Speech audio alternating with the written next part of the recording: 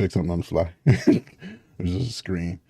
All right, ladies and gentlemen, boys and girls, everybody that has tuned in for the show, thank you for coming on this beautiful Tuesday. It is the one and only Different Breed Podcast. Let me hear a little round of applause from the fellas over here and from the fans. How y'all doing? Yeah, where are we at? Good. Another great week. All right, let's start introducing some of these playboys in here. We got my one and only co-host Brady Baby. Yeah, let's get it. And then for today, we got our guest. We got Akeem. What up, guys? How y'all doing? And then one and only demon on my side. We got my brother in. What's good? It's the hype. Yeah, so we're gonna have a good show today. We're hitting up a couple of very interesting little topic points, and I don't know what the fuck it is, but I could tell y'all something. The end of this week feel like everything started happening at once. I don't know how y'all felt, but I mean, like tell me how y'all. Oh yeah, no, a lot. Like with everything, sports, entertainment. I'm trying to think what else, like local stuff. Like everything just like piled up on Sunday. Bro, I started seeing shit from I want to say Saturday, and then stuff just kept kind of rolling. And I'm like, well, it's gonna be interesting Tuesday. I know that much. Give me a second, guys. Ooh, shit. How's everybody else been, bro? How you been? But all right, just been working. Hey, shit. I don't blame Going you. out to my car. Fucking, I had a weekend without my girls, but I had basically everything under the sun I had to fix. Which I'd say this as a side point. You know, running a show like this is like a running, like you run into shit all the time, and then those things kind of, you know, evolve into something. You learn something every day type shit. You know, I didn't know fucking, you know, OBS fucking records, not streams, records at like a different scaling. That shit threw me the fuck off. You know, and that I don't know. It's just learning different things about when folks get into you know, streaming and stuff. So I say it to anybody out there that gets into this, prepare to fix shit all the fucking time. So anyways, outside of the setup stuff, how's everything else been? Dylan, how you been hanging for the weekend? Not bad, bro. Same old. Just maintaining. Working. Kind of same thing with Allan. Shit. All right. How about that weekend? I know fucking sports this weekend had to be something exciting for y'all. I can tell you right now, I made a measly $20. I felt like I was wiped the fuck out. Allan, why I only see your forehead? Hold on, I'm trying to damn phone acting funny. He's trying to get his GPS working more than likely because I think he got in the car. Nah, that's his thinking space. I don't know if y'all remember last week we talked about that extra normal thinking space. There we go. Nah, but on the real though, bro, y'all, I'm gonna start with football because we had so much goofy shit happen over this weekend that kind of caught me off guard. A lot of shit. Half my team got wiped out this weekend. Injuries. I don't know how the fantasy bettors are feeling, but between, you know, some injuries that cropped up, freaking just games that went completely awry. Like I had like two teams that just like absolutely crashed my parlays, had me pissed off. And I like I said, I just a lot of shit this weekend. Ian, you went out and you're lagging a little bit. Am I good now? Yeah. Okay. Yeah, no, I was just saying that a lot of things crashed out this weekend that didn't feel great for me. I don't know about y'all and some of your experiences, but shit. Who wants to start? I guess I'll go with Jack.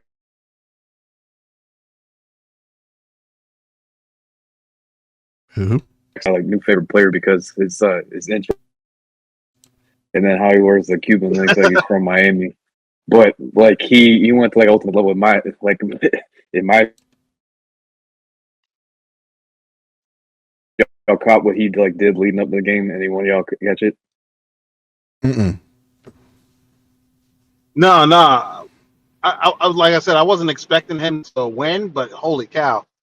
What a No. So dude, what a it was my enemy cut you off. It wasn't the it's not what he did the game. It's like what he did. Like Herbert's girlfriend is a model, and she's also a singer.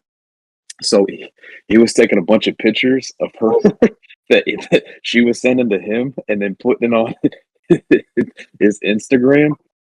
Like I guess I get in his head. So it was like there was one where it was like her. It was like one where it was her in a bathing suit, and it's like game day tomorrow. And then there was another one where she was just like in her pajamas. And he's like, "Oh, I can't wait." And then during the game when he scored a touchdown, during the game when he scored a touchdown, he did her dance. I don't know what the song is off the top of my head. But the dance she does and like the video, he did that for the touchdown celebration. And I'm like, dude, I'm not even a Giants fan. I can care less about the Giants, but like he's now one of my favorite players. Because like if I were playing ball, that's something I would do. He on some diabolical times. Yeah, I'm not gonna lie. Shit talkers this week too. Dylan told me that. Dylan told me that, and I'm like, oh yeah, no, I'm swinging on him when I see him. Yeah, hell yeah. We're not playing, like we're not playing football. I'm running off you and your whole squad is swinging, bro. Anybody defend you, they getting hands. Right? Yeah, you're crazy, bro. The disrespect is insane. That's crazy. Might have to throw a play and then fucking run over to the bench and get his ass or some shit. I don't know. That's yeah. Oh no, we got sacked here, bitch. You draw up the play, get everybody in a dog pile. I'm poking that nigga in the eye as soon as he get hit the ground.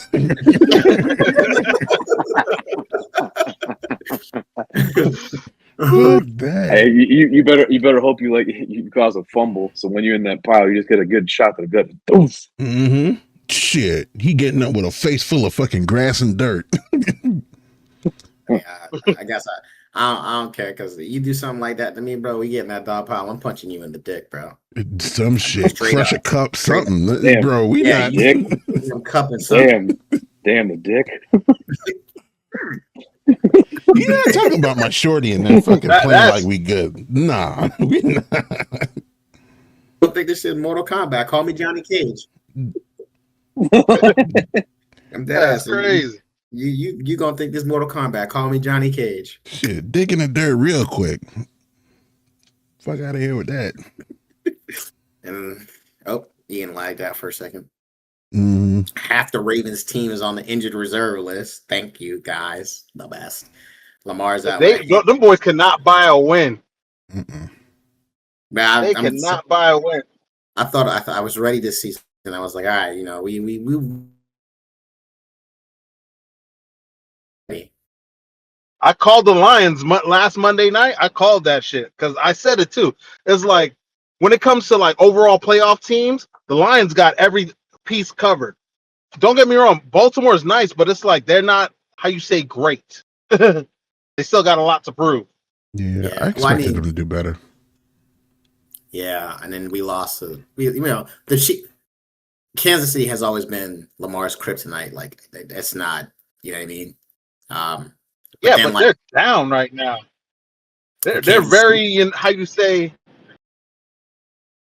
they're a little mortal now. Before they were on like that God tier, but they're down to everybody else. They can get punched in the mouth any Sunday. I don't know about that. They only missed one Super Bowl. They were in the last 4 years. They were in 2 of the 4. You mean? Yeah, but they lost their opening season game against the Chargers. The Chargers? Any given Sunday. That's crazy. Any given Sunday, that's what I'm told. Yeah, and that was not Sunday. Yeah. Their schedule gets better but though. if y'all talking about like with the Chiefs, like somehow, some way, like even like with them getting in the Super Bowl, and I agree with what you're saying, Alan, but like they always find a way. Like they always start crappy in the beginning, but they somehow, like at the end of the season, they always find a way.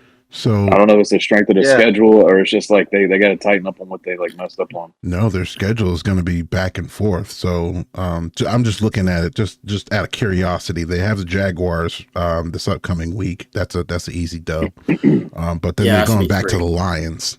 And what is that, week 5, 6, and week 6? They're gonna get this shit racked. Yeah, they're going to be all over. I'm going Lions. Week 7, they're going to Raiders, and then after that, they're going back to the Commanders, which kind of feels iffy. It depends on if they got some of their pieces. The Commanders back. won't be ready. You can already count the Commanders out for this season. They got way too many injuries. Yeah, and then Kansas City should be getting in some that of the Atlanta guys game back by then. You think that even with Jaden Daniels coming back? Nah, yeah, they got way too many injuries overall. Like you sit there and look at how many guys they got injured, you'll be like, damn, they need a whole nother team at this rate. They should have won that game against Atlanta, but Atlanta was just like, they wanted it more because they were already down. You get what I'm saying? You're heading into that game 0-3. You got to get a win at all costs. So that's what really happened. They saw that the other team was already banged up, so might as well take them out. You get what I'm saying? Yeah, they took it and they ran for it. Oh, yeah, shit. Like I said, that was an unexpected win by the Falcons. Yeah, that one threw off my parlays. That one kind of pissed me off. I'll be honest with you, that one. Yeah, that threw off a lot of parlays. So needless to say, y'all girls paid the checks whenever y'all went to dinner. This is play money. This is play. I gamble with play money. I'm not getting turned over after dinner. I don't know about y'all. Yeah. I gamble house money. Oh, I can't be doing that. That's. I'm too much of a. I'm too. Their money don't make no money. You're right, bro. But I prefer stable money, consistent money. Oh yeah. It's okay. Somebody on the pod got to be on demon time. Dude. Hey, did any of y'all catch that fucking back and forth between what's his name, Tua and Cam? Yeah, I know. I don't know. Oh yeah. I don't know if y'all want me to start with Cam. it.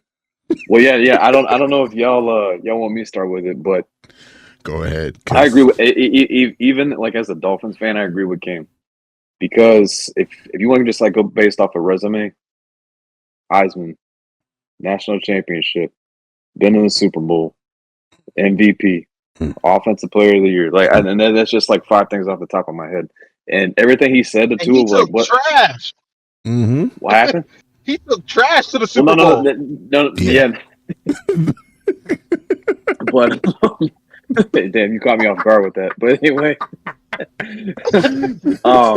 my man said I was like trash to the Super Bowl. That's insane.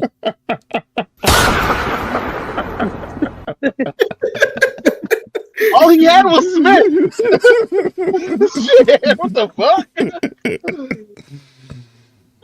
That boy was LeBron James of the fucking NFL. He took trash to the championship. Damn. Allen said he took the Cleveland Cavaliers playing the San Antonio Spurs. We didn't really think about how bad that team was, but it's not a thought in my mind. Go look at it. Like to finish what I was saying, like as far as like what he said, like and to his response, back to him, like I get what he's saying, but like it made no sense. Like I'm saying, like right, and he's like not playing anymore. But like my man, like if Cam had like an opportunity right now, in my opinion, he'd smoke him. Even like he's been away from the game for like 3 years. Yeah. What do y'all think? No, I agree. Cam will come take your job. You keep fucking around with Cam. Yeah. Cam got the resume and everything. He's still in shape too. Yeah. And this time, because if he didn't get that win, it was a wrap. Oh yeah, definitely, without question. I don't know if y'all remember a few years back when he had 3 guys try to jump him at some event. Yeah, And no, that was like teenage. That was teenagers. Yeah, I know what you're talking about. still, And he whooped their ass. yeah. See, he still got his shit together. Cam's a big dude, bro. Yeah. Yeah, And he's then like 6'5", 6'6". all of this who is back that? and forth leading up to the game, that shit broke me because I was like, no, this is not. Dylan, I was hoping the Dolphins were going to sign him. Mm-mm. Yeah, as a fan, I would like to see that. What was you gonna say, Keem? That'd be real. I was going to ask Dylan, who is that guy that Ty told us got robbed in Ireland? Oh, so what Akeem's talking about is, and like kind of tying off like the Dolphins. So I think his name is Skylar Thompson. He was the backup quarterback for the Dolphins last year. Now plays with the Steelers. So the Steelers went to Ireland to go play Minnesota, and he was at a local bar. He was at a local bar over there, and he got robbed and jumped. So I want to know, like, there wasn't like a story to like what was leading up to it, but I guarantee you, he was probably running his mouth to like one of those like Irish dudes over there. And they don't play were that. like, kick us out, stomp it, kick us out, stomp it. They don't play that shit at all. You're not in America, boy. Type shit, yeah. Why that man gotta say kick his ass donkey though? Bro, look. I know. That's Hey, crazy. listen. I know Shrek is actually Scottish, but I don't know why. Like that just like ran off the top of my head. Oh damn! Ian, you gotta edit that out, bro. He gonna get you canceled before the podcast. Hey man, I was good until you said something. Oh god. And then motherfucker. Hey, did y'all see that fucking injury Tyreek had? Yo. Oh yeah. The bone was sticking through the leg. Yeah, no, hold on. I want to throw something out at y'all about that. So like, He was waving with his leg. I'm gonna throw something out, and I want to get y'all's opinion. His leg is fucking diabolical. He was waving with his leg. Mm-hmm. I felt so goddamn bad. I was like, bro. And then this is just like, we that's not the break I was asking for when it comes to Miami. That's not the break I was asking for at all. Well, I don't know. Whatever you just said, it just made Akeem piss himself. I don't know if he's looking at his phone or. Like it really said that's not the break that I asked for. That's Bro. I'm just saying, like, all leg jokes aside, no break a leg type shit. I wanted Miami to at least. I'm figuring it's the fucking Jets. You know, we did get the win, but at what cost? You know what I mean? So it's like, well, let me throw some out. Let me throw some out at y'all. Do you think that's the last game you saw him play as a Dolphin? Not in general, just as a Dolphin. I think as so. a Dolphin. With everything that they talked about. Here's and okay, listen to me. This is why I say this. So y'all know his contract's up in 2027, right? So that injury that he just had, it's his ACL, PCL, and I forgot what else. So he's got 3 ligaments in his knees that are done. So that injury alone takes a year and a half to come back. So he ain't coming back until like early 27. So then in that off season, that's when his contract's up. You really think the Dolphins are going to re-sign him again? And he's going to be what? He's going to be, I think, 34, maybe 35 at the time. You know what I'm saying? You think he's going to go get a new young draft? Yeah, exactly. They're going to get somebody. Yep.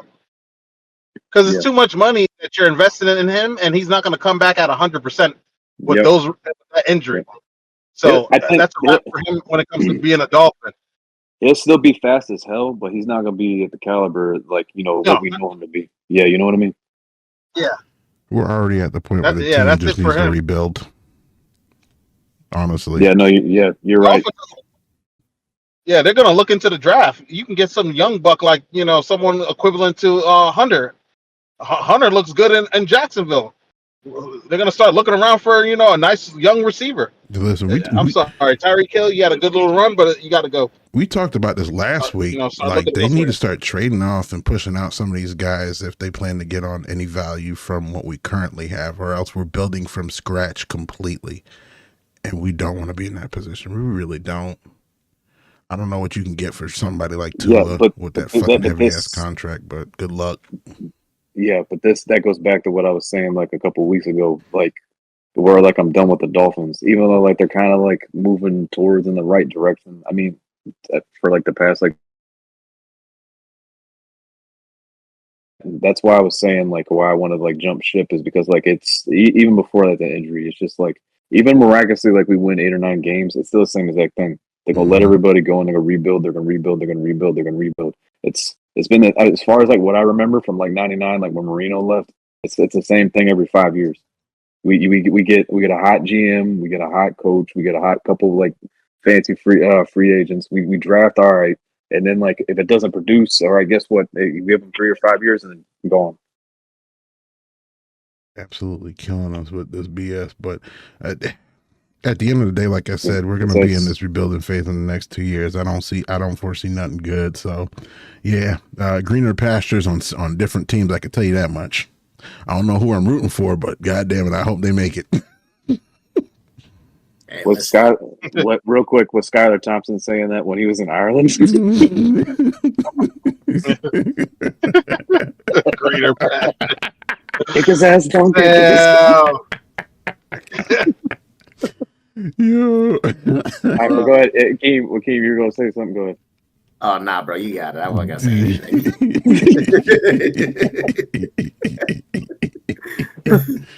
Shit. Anyways, in sports news, ladies and gents, y'all hear about the fucking halftime that they're already calling this fucking early, which I feel like this is super kind of early.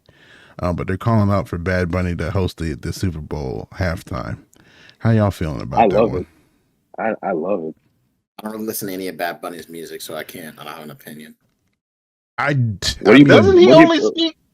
if you're at a what do you club or what do party you or something, you'll what hear do you something. But realistically speaking, him as a person, he's doing good things, especially for folks out in Puerto Rico. Yeah. I know Where is the Super Bowl at? Because I don't know where it's at this San year. Francisco. Allen's been trying to talk. Go ahead. But hold on, isn't Bad Bunny most of his music in another language? How is that going to translate to the Middle America? You get what I'm saying? It's the hypnotizing effect. When you see Big Butt jiggle, you're not really listening to the words out of the music. Is all I'm saying. Yeah. You're not really like, No cap. Like yeah. I'm gonna be honest. So you see some things that you really like to look at. You don't hear words. Song could have told you to run off a cliff, and I wouldn't have heard a fucking word. No. Yeah, I mean, So as long as the beat is riding and the ass is clapping, yeah, we're good, right? yeah. All right. I don't All y'all. know. Go ahead. Listen, bro. Don't like early. This is my opinion. But I'm probably gonna get canceled for this. Early Nicki Minaj was not good, but you saw the music video and you were like, I guess. Yeah. Which video was that? Anaconda or some shit like that? You was like, she talking about whole dick. You don't even care. Yeah, bro. Yo, listen. Talking about music. Talk about Nicki Minaj. What is that, bro? What is that song? I heard it because my and it's women love to tell you that men are nasty. They nasty Women too. are fucking disgusting. They nasty too. Because yeah. Hey, bro. Because like I'm listening, my homegirl played this song for me. And it's not even the first time I heard it, but I was so taken aback because it was my homegirl that was playing it. She gets in my car and she's playing. I don't even know the name of the song. It's a Nicki Minaj song where she's like fucking telling the dude to spit in her mouth and let her choke on his dick, and then I'm like From Nicki? I'm like, yeah. No. I'll top You know you. the song. No. Hold on. I'll top you on that. Drake and Nicki Minaj, truffle butter. If you know what truffle butter is, it's not truffle butter. Why y'all getting quiet? You know what I'm talking about. I don't. I think somebody needs a bottle of water. Yeah, look. Akeem's drinking right now. Drake is another weird one. Truffle butter. Yeah, niggas. Drake needs to go Water and a outside. pH test. Hey, I don't know why. Greg needs to Like stop playing with minors. you guys all hit valid points, and the second a white guy talks about truffle butter, I look like the sorority Hey, brother. hey. Look I at guess Alan. it's when Look you at know Alan. the pond. Look at You know what Alan. I'm saying? Hey man, some questionable decisions. Dude, this guy fucks.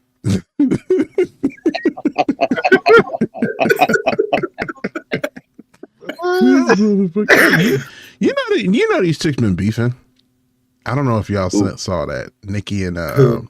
whatchamacallit, Cardi, their favorite fucking Yeah, Spanish. I heard beefing That was like for a while. today, between like today and last night, that they was having a back and forth on I think Twitter or some shit like that. Twitter. It had to be before then because I heard about it before today. All Yeah. I know is I'm thinking This is a about them perfect titties still from last week. Oh, does Alan know about that? No, you seen her pregnancy photos that she took for Oh her album promotion now? Yeah. My Recently? man Ian is on.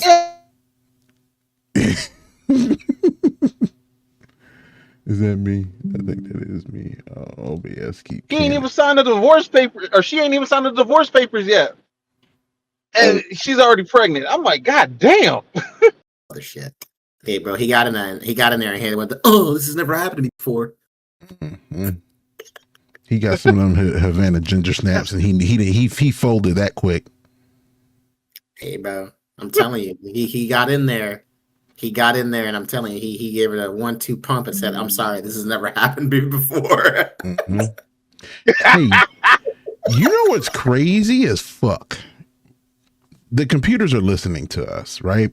I had said Havana Ginger Snap last week as one of the jokes, and I keep thinking about it because bro, tell me how on my algorithm I had seen on YouTube, the sisters had an interview, and I thought it was the craziest thing. I'm like, why? I'm like, hey man, AI finna take us the fuck out. Not the sidetrack. I just want to throw that out there. Hey, man, listen. Hey, but hold on.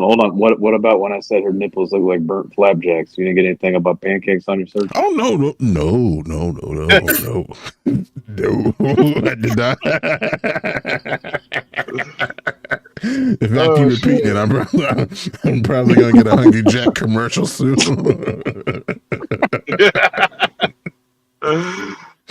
Shit. Man's like, hey, I made a backhanded comment about some girl's nipples looking like a food. Did you get an Aunt Jemima ad? Coming down the woodwork. I can only imagine my girl on my phone like, damn, why are you getting so many food ads? No. Hey, you know what just ran through my mind. She's trying to buy something off. She's trying to buy something off of Amazon, and then nothing but just like maple syrup is like all down the search. Yeah. She better not ask me what the fuck we getting for breakfast on the weekend. I'd be like pancakes. Yeah, no. I don't know. I think the only I don't know. Like when it comes to like music artists and their beef, the only one I think I was really invested in was the Kendrick Lamar, J. Cole, and Drake beef from a while ago. Shit, that's one been the only one that's really been popping. I mean, you know who's had minor beefs recently? Probably like 50 Cent, and then like other people that we wouldn't even give a fuck about. We probably too old for, which is okay. Oh, okay. And at the end of the day, all those beefs, all it's doing is promoting, album sales. The music, Yep. exactly. You start a fight with this artist, Yep. I'm gonna be completely honest. I thought people would have got enough of mess with 50 Cent when he ended Ja Rule's whole music career. Listen. I was like, oh, okay. That was crazy. Like, I didn't even know the context of that. Again, my same homegirl was telling me about it. She was like, yeah, he bought out a stadium for a Ja Rule concert. He bought all the tickets so nobody could go to his concert. I was like, yo, the level of petty is insane. The level of disrespect to pay somebody. Those must have been some cheap tickets. That Those had part, to be some cheap ass tickets. that part, but it's just the fact that you paying somebody to go away. Yeah, my man, he literally bought every ticket in the stadium, so no other person could purchase a ticket. he That's the was epitome of fuck you money. Oh shit, though. well, I mean, he had, bro, he had said that before when the beef started. Apparently, he had been lazy. Like, bro, you're poor compared to me. What are you doing? I I mean, he's not question this. lying. Is that He's not lying. for you fellas? You might be able to answer. Is that whole behavior like some petty hoe shit, or is that like high end business move? Yeah. If you're asking me, I think it's a little bit of both. I Yeah. mean, all three of y'all know how, like, you know, I clown around, right? So like I would do something like that, but at the same exact time, it's like I see where like there's like business tied into that. Does that make any sense? So like the comedic aspect of it, I'm like, yeah, okay, but like I don't know, I'm like 50-50 with it. To me, that's like for lack of a better word, that's a Tony Stark move, bro. Like, Yeah. I'm gonna buy your company. I'm gonna pay you money, and I'm gonna buy your company from under you. Because he basically bought Ja Rule's whole shit from under him with that move. It's like, Technically, if you do it right, I'm going to spend the money to buy all your tickets and make you look stupid, but I'll turn around and sell the art that whole incident. I'll sell that whole incident for clicks, monetize it online, and go to all the big news media places that might do that shit, and then talk about how I screwed you over and make at least half the money back. And just to troll you. Exactly. Yeah, and in the process, gain a fuck ton of clout. Exactly. Ooh, even more. So now when people see I'm beefing with anybody else, I get residual money because you know how I roll for the future references. My God. Like at that point, bro, you're just aura farming. Oh yeah. It's all troll money. Straight troll money. It's bad press, but it's good for 50 business. has made a career. Yeah, he has made a career off of bad press. But we can still honestly say it's some hoe shit. I mean, look what he did to Diddy. Shit. All that shit 50 was talking about Diddy. Bro, and still kicking him while he's down. He's kicking him while he's down, but 50 got played. 50 got played because he's out here looking all lovey-dovey. Come to find out that he had a whole prostitute and not the good one, the fucking baby oil and piss as a baby mama. I couldn't do that. Who are you talking about? Your baby mama's getting taken care of by your enemy. One of his baby mamas was an ex-worker. Okay, yeah, my bad. Go ahead. Yeah, one of his baby mama. I think his second or third baby mama was like an ex. Diddy, right? No, 50. Yeah, and he was taking lovey-dovey pictures and everything with this chick, only to find out that she was getting like she was one of the high-end freaking like I said, baby oil and pissed on workers. Freak off participants. No, I'll throw something out that they're not even bringing up. So when she was with, I'm trying to remember, she was with 50. She had a kid with 50, and then she left 50, and she had a kid with Diddy. Mm-hmm. He told her, it was in the court stuff. He told her to come back to work, and she went, and was still talking to 50. Yeah. That is not funny. Akeem was trying to process all this. Bro, you talking about beefs. I'm beating your ass as soon as you get out of jail. And Diddy was paying her $10,000 to do freak off activities. Now keep that in mind. And this is go ahead. Keep this in mind. We said that women are nasty.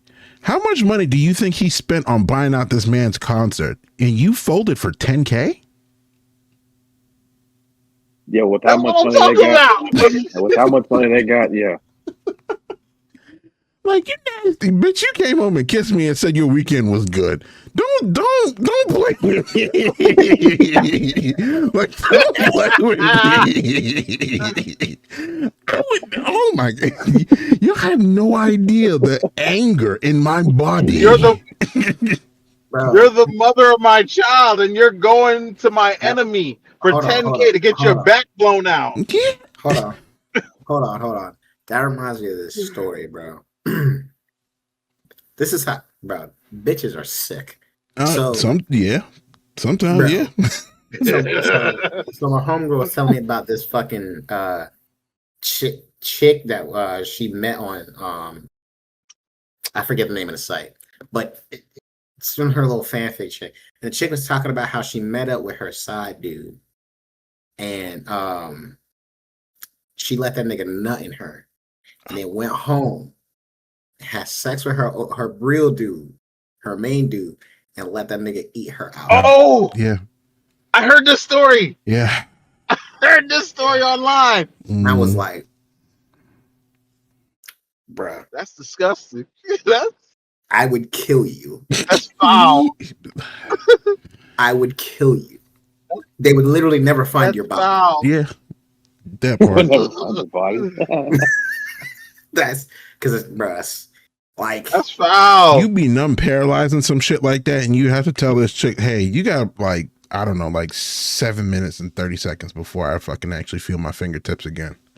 So I need you to like leave, like now. like old school Mike Tyson. This interview is over. I need you to leave.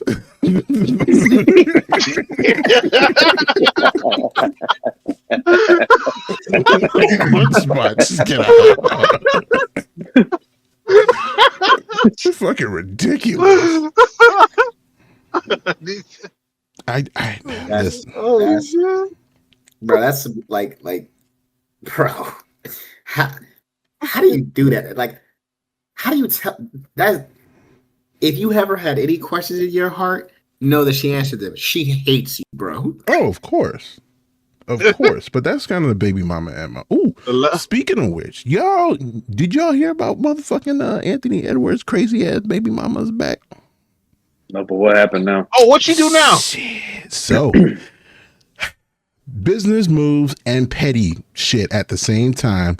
That feels like the theme for the moment. So, she got her case set in stone, all that stuff, and then Anthony Edwards paid her out in one installment, so all the money at once. So I'm pretty sure she probably blew through the money, but that's besides the point.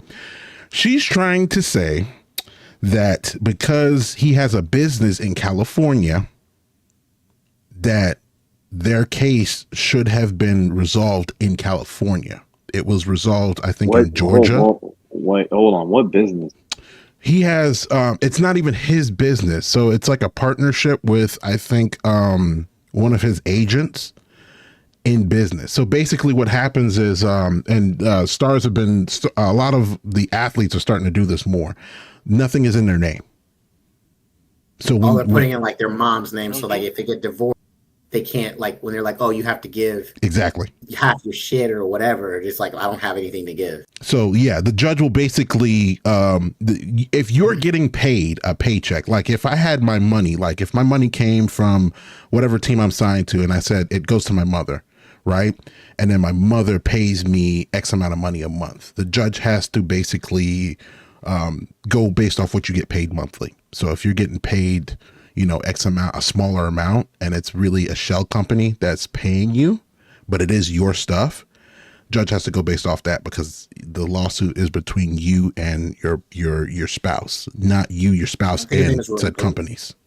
Yeah, I think is it Ronaldo, the soccer player that recently got divorced? He did something like that. There's a black guy over in England on the the team that did some shit like that.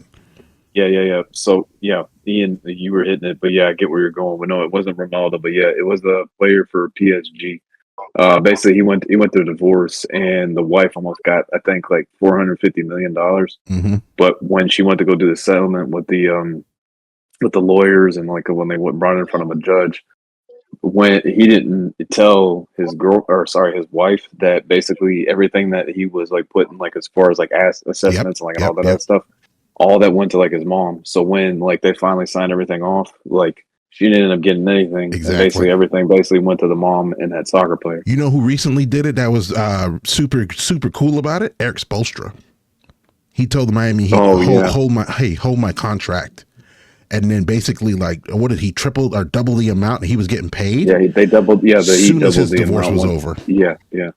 which is crazy. And this is like the sneaky shit that people do, but she's trying to say that because he has a company out in California, which is a double whammy because California California is a wife state. California is a wife state. They will literally rip everything from your fucking soul and then half of your soul and give it to the woman. Which is Hold on. nasty They work. weren't married. She was just a baby mama. Basically, And he but already paid her in So- child support. So this is for why child is she support. entitled to any more? No, So she's not. all of your But she's trying to finances are argue supposed to be Hold taken on, hold on. into account. Hold on. Y'all are jumping on each other. Go ahead. I was gonna say all of your finances is supposed to be taken into account for the child. So because of the child, she can take him to court, saying that you need to upkeep the child's lifestyle. But realistically speaking, he didn't sign everything over, and again, this is already resolved. I don't think he'll be able to. I don't think she'll be able to get away with it. But you never really know. You know, somebody and That part. is who you know. If she knows somebody in the legal system that might be able to fucking do extra for her, they might. We never really know. Go But ahead, bitter baby mamas, Go bitter ahead, baby Keith. mamas. I was saying that, and what I didn't know, I found this. Two coworkers kind of told me about it. In California, the way it works, let's say that Dylan, he separates from his wife, and then later on he marries somebody else with a kid, but now he lives in California, and then they stay together for 15 years. And if something happens and he separates from that chick too. The chick that he married and stayed with for 15 years in California, she can take him to court for child support. It's not even his kid. Yep. Yeah. Not even Yeah. You his gotta kid. love California. California on some bullshit. Fucking Hey, yeah. Stay the fuck out that state. you guys can't see, but Alan's sweating. Hmm? Nah. I just know what state not to go to. No, that's what I'm saying. Hey, look, the whole entire time when they're talking, I see you down there just like Shit had me mad as fuck. Oh yeah, my man was tilted. He was mad as fuck. I'd be mad too. You busting your ass Just out hearing here, that this shit got me motherfucker. Hey, bro, listen, I can't be the only one. You ever hear some like a or even just a stranger? They tell you a story and it irks something in your soul. You get mad for them. Oh yeah, of course. Bro, what? Yeah. Shit. Hey, look, that whole 50 Diddy thing. Yeah, nigga, I hear some shit like that. I'm like, I don't know how. Me personally, I don't know how motherfuckers could be with a chick and knowing she got a dicey past. You know, she got a real she was real active. You know, I couldn't. Me personally, I couldn't because I just be bro. like, I just need you to know, Ian. That's the male version of Daddy. I love him. That it is. It's like when you have that. It's like when you see those in movies and talk to like old heads, and they be like, "Yeah, bro. So my daughter's dating this guy, and he's a gigantic. He's beat all his past girlfriends." And then 5 years later, she showed up with 2 black eyes and was like, "But I thought I could change him. He told me he'd never hit me." listen, that whole fucking bad boy persona type shit and being attracted to that. For the ladies out there, you hoes are crazy. I love you. Y'all are crazy. So I saw the craziest shit. And it's a TV courtroom. It was a TV courtroom case, so it's probably fake. But I hope it's fake. God, I hope it's fake. So this woman, she divorced her husband, and said that when she met him, he was like in the gang violence. He was a thug, basically. He was selling drugs and all that shit. He got with her, and she and being with her made him change his whole life. He got a respectable job. He stopped hanging out with people. He basically became a good dude, like a responsible adult. Oh, okay. And she said after, what was it? It was like 10 years of marriage, that she was divorcing him because she wanted the thug that she married back. And so now that they were divorced, she was going to go out there and find her thug. He done built a whole life for house, cars, all type of shit. Okay, hold on. What was the duration of the relationship? I think he said at the time, it's been forever since I've seen the court case, but I think it was like 10 years or so. So it was Okay. between 7 and 10 years. He turned So into a within the square 10 and she didn't like that. So within 10 years, you didn't emotionally grow. So now you want to go back to the immature aspect. That doesn't make any sense. Listen, Women, dog. What? No. I hear all of you, but I'm just saying. You get where I'm coming from? yeah, I just want to throw this out there, fellas. I've been in a long-term relationship. Still am.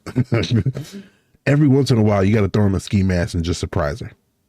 That's crazy work. Listen, I'm just saying. Throw on a ski mask, come through the door, nothing on. Just No. See, I'm gonna let Ian finish. You know what I like? What ran through my mind just now? I'll wait till y'all done. Listen, I'm just saying. Ski mask on, get your Cuban link on, and just hit the door. Bow. Yeah. So yeah. No. You know what ran through my mind? I just thought of a scenario.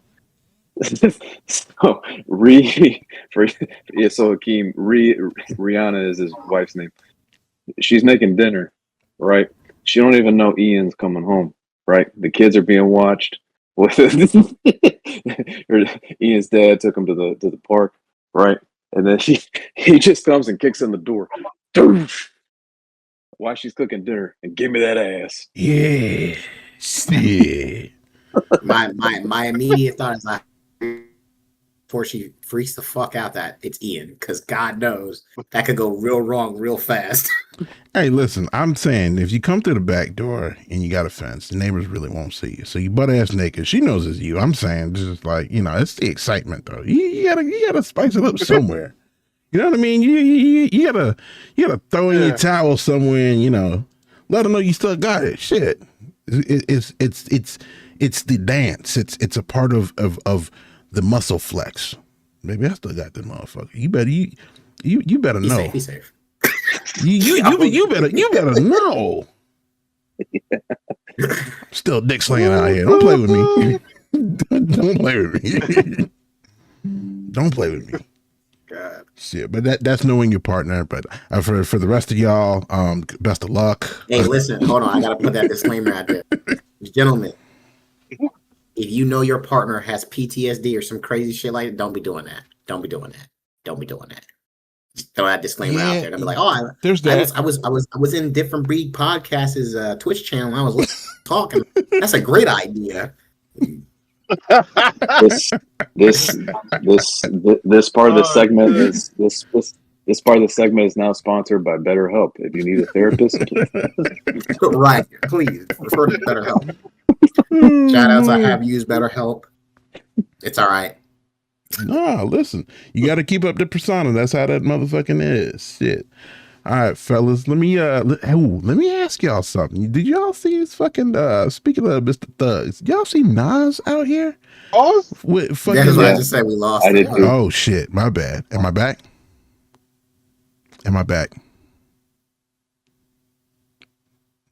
you're Okay. back, but It's slowly coming back. It's you talking over yourself. Yeah, you're rollbacking. Oh damn! Wow, that's interesting. That's crazy. Am I caught up now? Yeah. Okay. Yeah. Forgive my my up and down disturbances. I actually think it's Discord, but I'm gonna look into that part of learning this podcast game. Anyways, where was I at? Oh, did y'all see that? Did you do it again? Also, that face.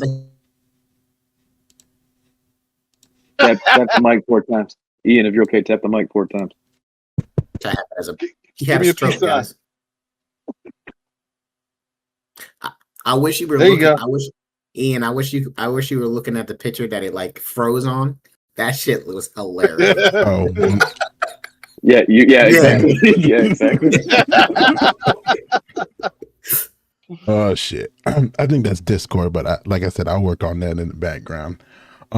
Did y'all see fucking Nas and his $5 billion casino project here, Mr. Gangster himself, Mr. One of the few true Where'd you get gangsters? $5 billion from?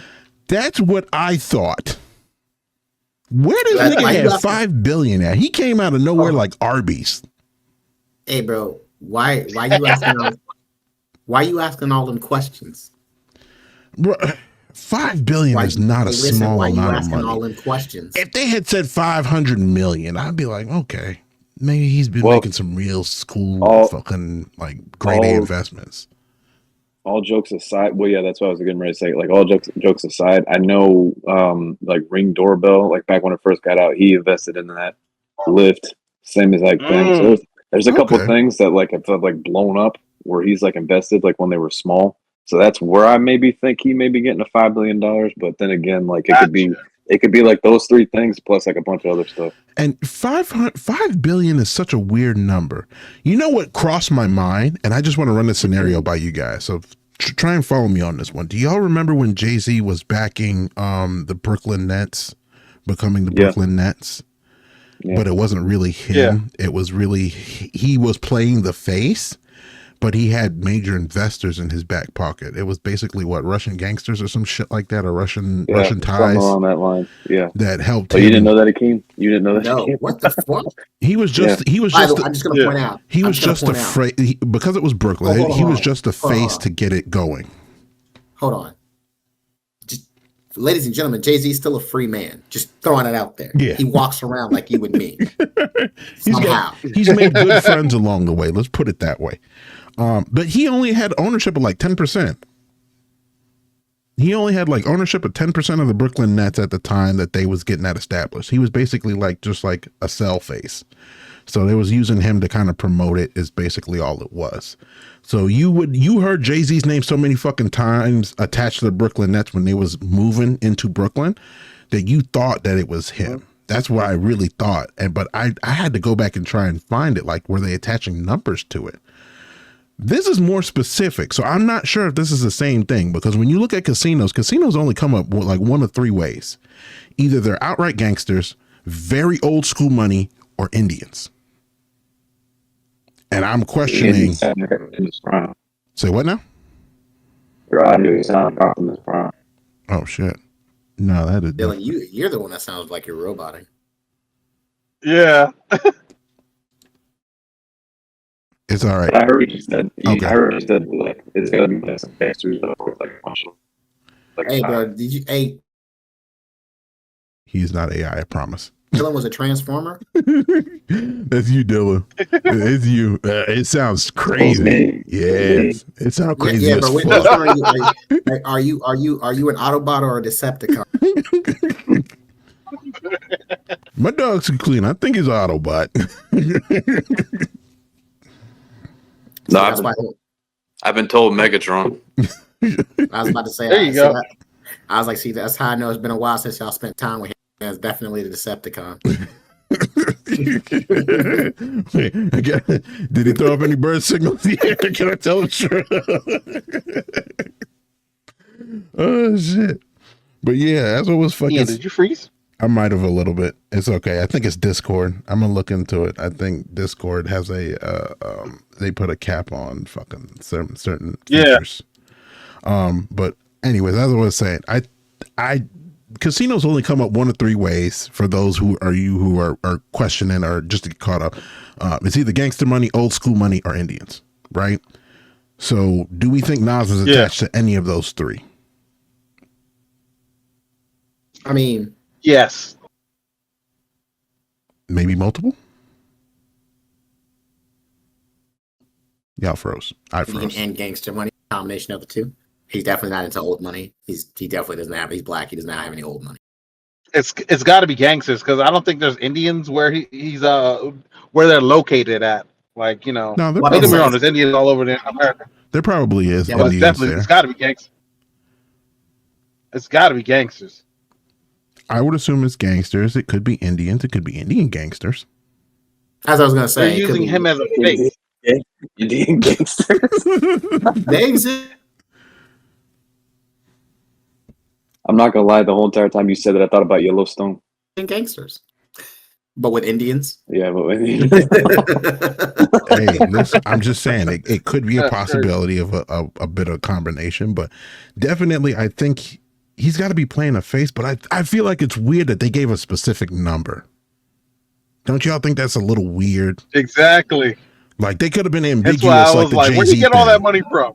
They could have been really ambiguous, like the Jay-Z thing. Oh, it's Jay-Z in the Nets. It's Jay-Z in the Nets. No, they really said no. It's fucking Nas and $5 billion. That's That Yeah, means but a different also, highlight right there. yeah, but also we're talking about public opinion, like what you just said, and then like the basis of this conversation. It probably is all that back end stuff, but a lot of it is just like public face. It's like the same thing like with Inter Miami, like two Cuban billionaires, but David Beckham owns about 10% of it. But you know who gets the most attention when like they show this team off? David Beckham. Mm-hmm. Yeah, so it's public face and public opinion. Or I mean, what the media puts out. I'm at that point So they're where just using Nas as a spokesman. it Yeah, may be. yeah, that's what I'm trying. Yeah, I'm gonna keep my eyes on it Gotcha. because I feel like they'll do him like Jay-Z, because even with at 10%, they ended up buying out the majority portion of Jay-Z after the Nets had a little run. But realistically speaking, I don't think they have to move somebody like Nas. You know, they let him stay as a face unless it's really a lot of his fucking money and they can't move him. I don't know. I think it's going to be interesting. Ian, you're getting frozen again. Damn. Yeah, he's slowing down. Note to But self. only time will tell with that whole situation. Yeah, I thought it was pretty But they're interesting. definitely using him as a spokesman. That's for damn sure. To promote their business. You're pretty much turning dirty money into clean money when you use a celebrity in that fashion to establish a business. So They're washing the fuck out that money. I hope you yeah. heard that. No, You heard I it. like what you said, Alan. Yeah, I like what you said, Alan, because that's what I was trying to say when I was bringing up the thing about David Beckham. People are gonna they're gonna buy off that celebrity, and then like for example, another thing Exactly. like to tie into what we're talking about. Like I'm just saying like because like when I brought up like Inter Miami, do you really think Messi would have came down here if Beckham wasn't running the team? Hell no. Hell Hell no. no, hell no.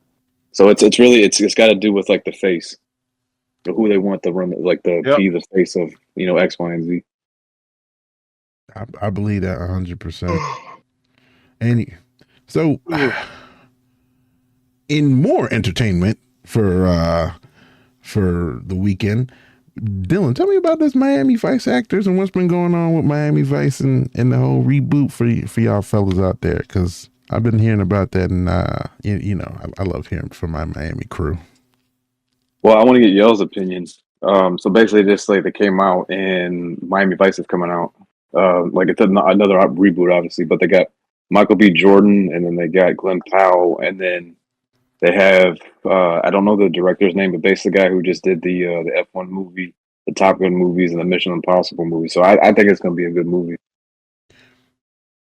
Due to the fact that Michael B. Jordan's in it and he hasn't really missed, it sounds like it's going to be a hit. I got a side question. You don't think we're hitting at any point into like a when we get too much of an actor and you kind of hit that phase where you're just like, oh damn, this person is like flooding the scene. Like, are we getting any Michael B. Jordan Hollywood? fatigue? No, not in my opinion. Because like the last movie he did was Sinners, and then even like with that, the same thing could be said about the other guy, Glenn Powell. Glenn Powell's like been on everything. Yeah, like I just saw him in Twisters. He's on this Eli Manning show on Hulu. So I don't know. It could go both ways with both of them. But I like what they picked. Yeah, I like what they picked. those type of actors don't pick up bad projects. You get what I'm saying? Yeah. So I expect this to actually be good. And then it's like I said, it's a good little franchise in a sense. Mm-hmm. So as long all I as see is positivity coming from it. Because same here. That's been my other thing. I'm hoping that they gel well and there's no like on-set issues or anything like that. But that F1 movie, but the guy who they got for the director, that F1 movie was dope. So if they shoot it the same way like as an F1 movie, like for this movie, I'm gonna go to see it. Not even like being from Miami, just like in general, I'm gonna go see it. I'm gonna have to make time because I feel like I haven't been outside as much as I have in the last like 3 weeks. But I mean, as weeks to come, I don't even think there's really much coming up unless I'm just being crazy and I'm not paying attention. No, there's not. I mean, you had that summer rush with like Fantastic Four and Superman. Yeah, That's about it. yeah. The summertime Speaking of kept my which, pockets did dry. you guys see the Superman movie? Say what? Yeah, now? I did. Yeah. You saw it? Mhm. Did you see it, Alan? No, I didn't see it. I haven't had the chance to sit down and watch all my movies like that or catch up. The last movie I saw was Sinners, and Sinners was, I, it wasn't as bad as I was projecting it to be. I was gonna say, But Superman, no. my brother saw Sinners, and is it out on HBO yet? I think Yeah. so. Yeah. Yeah, I got it. I'm gonna definitely check it out. I I will refrain from saying anything. Gotcha. I don't want to. I don't want to. But I'll go check it. Let's Yeah. not spit in this man's face and ruin it. Ian's getting cut off again. Oh, good. Yeah, Okay. he's chopping up. I said, let's not spit in this man's face and ruin the surprises. Yeah. Oh, I would love to do a podcast where we talk about different movies of any genre, really. I'm a huge movie buff. Oh no, Gotcha. shit. We I gotta catch up on my movies then. Dylan, you muted yourself. His girl might be home. Bird time's Dylan. Yeah, I told you. I told you when I do that. Blue jackalope. Blue jackalope. I forgot. Hey, listen, but he didn't do the call. He didn't call. Yeah, How was I supposed to know? Blue jackalope. Oh shit. Yeah. Talking about that, I don't know how far in we are. I did kind of want to glaze over the One World Under Doom comic that I've been really into, been reading over the last Hit us up because we're on the hot pop topic kind of section of the show where we really hitting all these points, especially knowing just coming off talking about comic book stuff. I like to know some of the storylines that might be coming up or might be talking points for television shows and movies. So. Okay, well, I don't know if it'll get. I mean, I'm sure it'll get. It's a really good story. I'm sure it'll get something media wise other than comics at some point. But so basically, there's this comic book comic book story going on for all the comic book readers out there. It is called One World Under Doom, and basically, it's a story that takes place after another story. That's not neither here nor there. And basically, it involves a storyline in what happens when Doctor Doom becomes a Sorcerer Supreme, and he takes over Doctor Strange's duties, and that led into like 8 Deaths of Spider-Man, which was really good. But basically, the premise is basically okay. So because I see Ian's face, you're really interested. All right, I'm gonna tell you what 8 Deaths of Spider-Man is. First off, I have to say this out loud: Doctor Doom is an asshole. So when he became Sorcerer Supreme, they gave him basically an itinerary. They were like, all right, cool. Well, there's a bunch of stuff that Doctor Strange does for the Earth that we're not aware of and that we don't see. There's things that he has to do. So there is this god.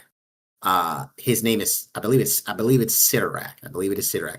Sidorak is where the Juggernaut gets his powers. He gets his powers from this thing called the Gem of Sidorak. There's a god behind it, neither here nor there. So he wants to invade, the planet. And so basically Doctor Strange tells him, well, now that you're Sorcerer Supreme, to go fight Sidorak and fight his children specifically. And you have to win in order to have him not invade. And Doctor Doom's like, that's cute, but I ain't really got time for that. I got a planet to I'm too busy providing free education, free healthcare, free food, unlimited resources, and all this stuff. I'm just too busy. But I do know somebody who can do it, who will do it well. And Doctor Strange is like, who's that? He goes, Spider-Man, because Spider-Man is everybody's friend. And he chooses Peter. And Peter's like, all right, I mean, yeah, I'll give my best shot. And there's a part in there where Peter dies 8 times in a row, and it's basically a task that he gets put in by one of Sirac's children, so as though he doesn't. The test is really just to test his being. How many times can he die? Like the different ways, and every time he dies, he gets brought back. He goes to a different trial. He dies at the end, gets brought back to life. Goes, and bro, That sounds like some Dormammu shit. Yeah, they just out here fucking video game spawning this. Like, whoa. And they couldn't have picked. Peter already got a hard life as it is. Fucking Yo, Mary Peter. Jane ain't shit. Bro. He's always worried about his grandmama. Fucking his aunt. Yeah, I'm gonna tell you right now, Mary ain't shit. Yo, ain't shit is a compliment for Mary Jane. Is she as bad as Jenny from Forrest Gump? she about there. She about there. She makes. There are moments where Mary Jane makes you think maybe Jenny wasn't so bad. Nah, Jenny wasn't shit. Jenny fucking Listen, stole there that are man's moments. fucking kids. Listen beat to off me. a slow person and then fucking returned the fucking kid just to croak over with AIDS. Listen, Ian, look in my eyes, bro. There are times that Mary Jane makes you say maybe Jenny wouldn't. I believe it. Listen, Yeah, I I agree believe with it. that. I agree with that. I believe Like, it. Jumping so- on. She got a couple. Yeah, she got a couple of cases. She got a real couple of cases. But yeah, it's a really good comic book, and like I specifically brought it up because there's this one thing where all the heroes, they're trying to basically expose Doctor Doom's plot. They're like, well, because what happens is when he becomes Sorcerer Supreme, he essentially takes over the world, but he doesn't do it in a way where you think, oh, mind control, forcing the population to submit to him. They willingly give him control. All the governments of the world willingly surrender the control of their planet to them and to him. And at first the Avengers are like, oh, it's got to be. He's cast some sort of spell. He's using some sort of device to make them agree that all of us and change how he's perceived to agree that they're going to serve him. And they go through all these various hoops, and at the end they have various magic users throughout the Marvel universe to basically mind scan the entire population of no, he's not subjugating them. They willingly surrendered the world over to him. And basically they're like, eventually they confront him and they're like, how did you do it? And I just gave everybody what they wanted. You would be surprised how cooperative people become when you give them things that they want, whether it was and a lot of money, true love, sex, drugs, whatever they wanted, I made sure they got. And in return, all they had to do was give me their unwavering love. And when he takes over Earth, so I'm saying he provides free healthcare, top-notch education. He eliminates poverty. Crime is still there, but you would rather go 9 rounds with Batman than have Doom catch you. Let's put it that way. Yeah, that's Doom to a T. Because he's a fucking asshole to the extreme. Yeah, and the Avengers are like, well, we have to remove him. We have to do something to stop him. And it's actually Thor that asked the questions, and he was like, I don't like Doom. He's not my friend. Y'all know that I can't stand this. But he's been ruling the world for this amount of time, and in this short period of time that he's done more good than all of us in the entire time we've been heroes. If we remove him from power, are we really heroes at this point? Yeah, and that's kind of like how do you do that? I look at it in more of a aspect. Everybody says God has a plan, and this is not I'm not an atheist. I believe in God. I'm just throwing it out there for the listeners. But would you turn? Everybody can agree mostly that the world is kind of a not great place. But imagine if Satan came out of hell and offered us a paradise. Now, obviously, there's a catch, but offered us a paradise and said, okay, well, while you're here the whole time, your life will just be this abundance of bliss and joy, and nothing bad will ever happen to you. Would you willingly turn the world back to what it is now, knowing that in the afterlife you'll go and be in the kingdom of God? Like how do you make that decision? What drives you to do that? If you could do it, could you do that? A lot of people can't because they can't. A lot of people don't think long term very well. So yeah, I could see so many people folding. Yeah. I piggyback off of Ian on that. There's a lot of people that are just gonna fold because, you know. When you think about it, you say the idea is like, oh well, your life here is just temporary. But like, you know, I don't know anybody who's died and come back and be like, hey, for sure, there's an afterlife. That's Matrix blue pill shit, you know. It's like, do I really want the truth, or do I just want fucking shit to be nice because of the now, the right now? Right. Exactly. And it's just like, and I you know, and it's funny that you brought that up because like thank you for pointing it out. I never even thought about that. It's like blue pill, red pill thing. So it's just like, how do you? I wonder how many of us as people, as a race, would choose like to have the perfect life and seemingly live long and prosperously while we for later in return a terrible afterlife. And how many of us I'll deal with all the grime and dirt here and have my eternal happiness in the kingdom of God or wherever it is you believe you're going to go after. See, and that's a weird perspective. Not it's only weird because those characters view their existence way different than we would here in real life, if that makes sense. Right. Like, do Christians really still exist in comic book fashion when you've got somebody like Thor that claims to be a god from Asgard running around? So it's right. Wait a minute, I die and I'm supposed to be like, I don't know, some phantasm fucking spirit in your realm that is still beholden to you. So they can kind of like see it in terms of like upfront. Whereas we here on Earth in IRL, we don't know what the pearly gates might have entailed behind it. And like I said, humans already don't think on a long-term scale that well any fucking ways. If I tell you I give you $1 million in a week or $1,000 today, the amount of niggas that are folding for the $1,000 is astronomically fucking immense to the point where it's like, y'all are the dumbest I have ever. But that's besides the point. When you say, that's the idea. What?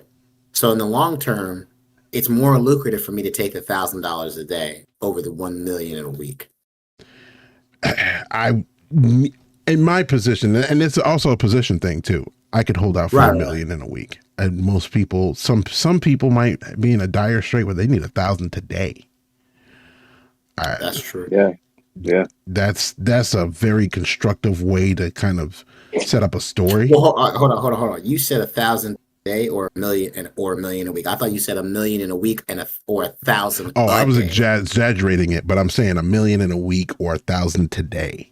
The amount of people that would fold. I'll hold out to the million. And that's just, and mind you, that's a small scale. If I said like a year or 2 years, people would still, everybody's different. Yeah. There's somebody that needs that 1,000 today. Yeah.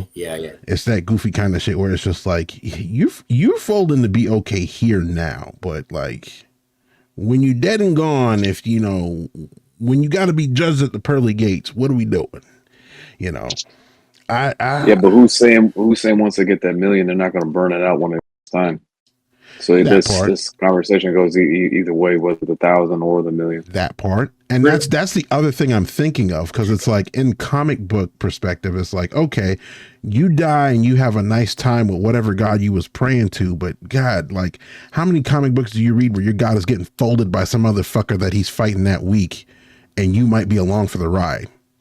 You know what I mean? Like that's Yeah, good point. you're thinking that you're having a bad time on Earth because every other week heroes and villains are fighting out in the streets, and you done been through 8 cars in a year because Hulk decided to fucking use your car as a bat. But it's like, okay, I'm still gonna go to Asgard after I die, and Thor's getting folded by fucking something else, and exactly. So it's like you don't get a break, and they see that they don't get a break. We don't know that in context to us here on Earth. So that's some wild shit. I mean, I don't necessarily blame him for folding, especially if he's like, I'm still here. Can you give us a construct of some bad bitches, Dr. Doom? Is because I'm just I like I love Ian. He's got his priorities. Listen, this man show up to my doorstep, said, "I am Dr. Doom, and I will give you anything you want for your allegiance." Host impersonation. Host. Don't worry about the impersonation. A little bit of money on side. I can give you infinite youth. I can give you loads of money. I can make your country the most dominant force in the world. What do you want for your loyalty? Hoes. I'm not gonna lie. Sounds like me. What? I'm not gonna hold you. Dr. Doom might kill you for that. Or no. Then he waits. He's like, "All right, fool. What are we talking?" And the infinite march of Spanish and Indian bitch. Yeah, see, now you get where I'm coming from. Now you get where I'm coming from. Oh, call it the infinite march of medium brown. Y'all already know where my stance is. He's gonna get a realm just like Asgard, but call it cute.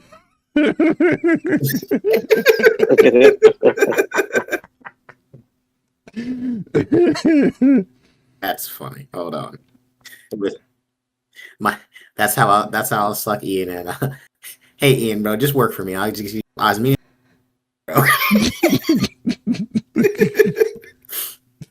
Yeah, shit. Yeah, y'all don't even know the half of it. Look at my brother. What you doing over there, Alan? Huh? What you doing over there? Nah, I had a call. I had to check a vehicle real quick, but should be good now.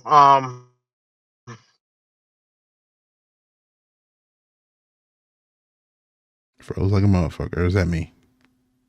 God damn it. Gotta keep like they say, don't quit your day job. Gotta keep that money coming in. Yeah, hell yeah. Yeah. I'm over here freezing like a motherfucker. I caught that one. Shout outs to I gotta throw this out on the podcast. Shout outs to Dylan. He's a lucky person and going on a 3-week vacation, and he's leaving me to my fate at FHE, where I will suffer and die repeatedly more than Spider-Man. I feel like every week, like I get chastised for something I'm not even like meaning to do. Nah, you knew what you was doing, bro. You knew what you was doing. You were like, I think it's time I got out of the suffering by the king instead. No one said that. Only you. Okay. Nah. Now I'll go back to the days of Ty asking me, King, what are you doing? So for y'all that don't know, basically our supervisor is like always up like our ass, but like the second he doesn't see Akeem, that's what he says. He'll see me walk across the courtyard. King, what are you doing? Rob, I'm going to get some water. Okay, all right. I need both of you on that building. I'm just going to get some water, bro. I'm not in prison. God damn. I would almost take that for a manager right now because my manager is on some extra shit. I ain't gonna get into that. That's. I feel for you, buddy. I feel for you. Listen, I will tell everybody who's willing.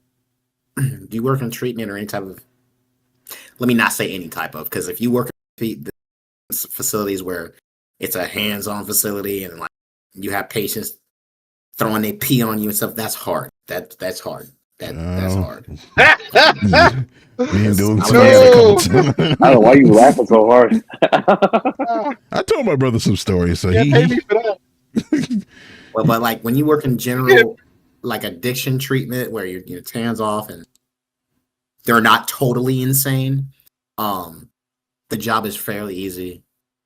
But it's the people, your upper management is always who makes it harder to be. yeah, they're straight assholes, 100%. and you gotta. I know you guys would probably know this, but for the fans out there, I don't think you realize a lot of people that go through treatment end up loving it so much, the experience, that they end up, especially that are really rich, end up dabbling into it themselves. So you have to kind of know that the inmates might be running the ship at some point. 100%. 100%. Yeah, Good luck with that. yeah, it's not always great when they start running it. It's not. Mm.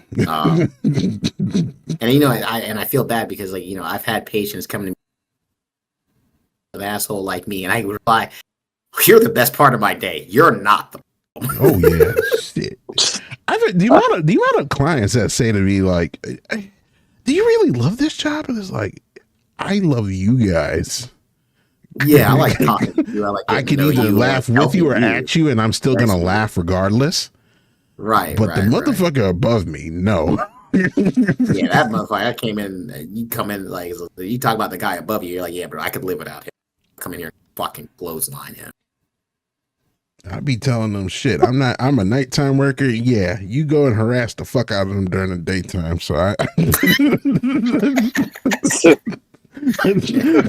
only piece of Oh, I'm not gonna lie. Like, Oh, treat- when I get on shift, tell me how you made the manager fold and give you a fucking a McDonald's burger or some shit like that. For not fucking AMN or driving them crazy for fucking 8 hours. No, You give them some random name of somebody that's coming on the next shift. Yeah, no, that's okay. Yeah, we'll take care of it. I mean, we can't get a hold of it. Yeah, I'll make sure I tell it to so and so. listen, what the place That's me crazy. and Dylan, the place me and Dylan works, I work on the weekends, and when I tell you that place made me wish that the weekends had a third day so that I would never see management. God, the last holiday that came, that I think it was Labor Day, it fell on, and I was so excited. Listen, I woke up that morning with a smile on my face, almost did a backflip out of my bed, and everybody's like, "Oh, you ready? I bet you're so excited for that time and a half." I said, Mhm. Broke up a little bit there. I don't know if that was me. Repeat what you Yeah, said I about was about to Labor Day. say it. I was saying, Dylan, remember when I missed Labor that Day last came? part. Remember when Labor Day came? Everybody was like, "Oh, Akeem, you're real excited to get that holiday." Broke up Did it again. again. I heard It's doing holiday it pay. again. I like holiday pay. Right when it was gonna get good. Third time's the charm. Third time the charm. I said when Labor Day came this year, everybody was asking me, "I bet you're real excited for time and a half," and I was like, "No, excited because management is not gonna." I went my whole work week without seeing them once. Yeah. It was great. I can get behind that, but I mean, I'm still with time and a half too. Hey man, listen.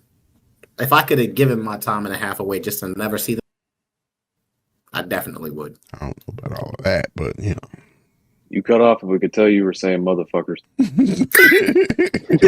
I think Ian heard me though. I can context clues put together that you would give away time and a half to not see those assholes. Yeah. I don't know if I would do. I mean, I'll fake laugh through a motherfucking for time and a half. I'll do it. That's crazy. Dylan, blink twice if you need to be rescued. Oh no, I don't want to start this next segment I without. don't know if you can hear us. I want to hit the whatchamacallit, which we get into that. The next two I think are funny. Because I'll bump it up. It's the PTO fucking vacation. I know it was something that he had seen, but I know this is something Yeah, he's I've been telling me doing. about it. The staycations. People are taking more staycations. People are not really going on these elaborate fucking vacations anymore. And It's when too you look at the expensive. price, when you look at the fucking prices, you know what my coworker said to me, which fucking threw me off. She's like, put that whole vacation on your credit card, and as soon as you get back, call them and say, hey, it was stolen. Yeah. I looked at this girl like she done lost her fucking marble. What she really told you was to fuck your credit up. Yo. Yeah, yeah, yeah, She said yeah. that, and I looked at her like she was Nah, crazy. credit got insurance. Credit got insurance, so you could do that. I'm not listen, but I You thought, better hope so. You don't have a 740 credit score, and then a week later you're gonna have a 520. yeah, listen, Right. I thought of something amazing, and you guys are gonna laugh at me. My treatment bros here are gonna laugh at me. How do you cut costs on travel? Call the treatment center and tell them that you're an addict and you need to get there and you're broke. That's crazy. That's actually really, Soon as you hit the airport, dip. that's it. And then you get there, and you just never go to the treatment center. And then when you get Dip ready to on leave, their ass. another town you're Dip. back home to, and you get on a plane and go home. You paying for the one way. I'm not paying for the round. Right. That's crazy. I even went a step further. I'll be typing your own name, and the images that come up use a different identity. So when you're talking with the treatment folks, and oh, can we get a picture of you so we know what you look like? Yep.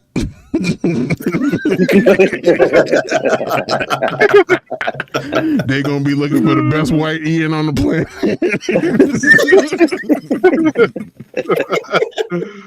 You think you about to catch me at the airport and drag my ass to treatment? You done got me fucked up. That's crazy. No, man. I mean, like, honestly, I think it's a combination of a lot of people. The economy's, especially in Florida, it's real hard. It's in dire straits. And then on top of everything else, like I think people are just tired. The amount of people is like, especially the way that because of the economy, how much more like you're just at work and at home. You're just like, I don't want to go out to side of the country or go to state to just chill. I'm gonna just stay at my house. Well, It's cheaper and I get to do what I want to do. my side of it, how much of this is like a millennial thing? And the reason why I say this, and I'm not saying like, like our age range and like with them, but we're like in an era now where people like can't confront like what they got to do day to day. So if it's so emotionally tasking, like, oh, well, if I got enough like time in the bank, you know what? Fuck this. I ain't gonna come. I'm gonna call out. You get what I'm saying? Yeah, So how much of it? How much of it is that? How much of it is that? Yeah. How much of it is that? Yeah.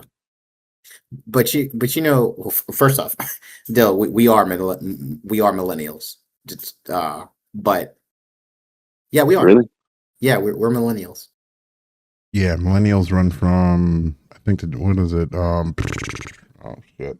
I'm still listening. I would have to Google it off the top of my head. Little 10-year stretches. Here,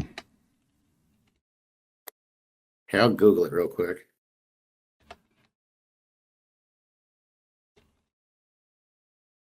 That's a good question. I don't even know what bracket I am in.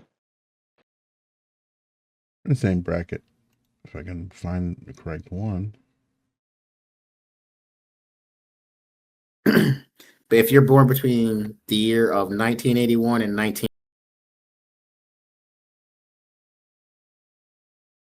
Did he just break up? A little bit. Ian, did you hear me? No, so, repeat it again. You said 1981 and 1996. Damn it! He keep breaking up right there. His breakups are like super inconvenient. Okay, I got it. Yeah. Oh, okay. 1981 and 1996. Yes. Oh, okay. So we're millennials. Yes, we're millennials. I got Your video ain't failure. just that audio. Hold on.